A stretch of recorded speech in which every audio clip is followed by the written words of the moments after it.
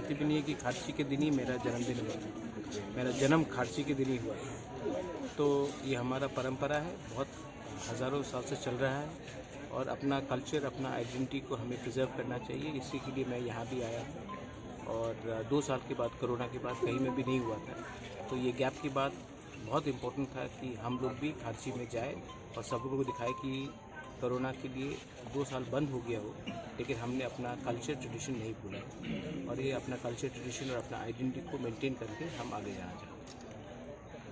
आज का जो ये समारोह है, यहाँ पे आके आपको कैसा लग रहा है? क्योंकि मेरा तबीयत पहले से ठीक नहीं है, तभी भी ये बहुत इम्पोर्टेंट है कि जो भी आपका तबीयत हो, अपना कल्चर, अपना जो प्रोग्राम है, क्षत्रिय समाज का हो, खारसी हो, केर हो, संग्रोमा हो, होजागिरी हो, बुइसू हो, कोरिया हो, ये सब प्रोग्राम में हमें अटेंड हो, हमें जाना चाहिए और हमें सॉलिडारिटी दिखाना चाहिए। अगर हम ही अपने कल्चर के बारे बात नहीं करेंगे तो बाहर के लोग भी बात नहीं करेंगे।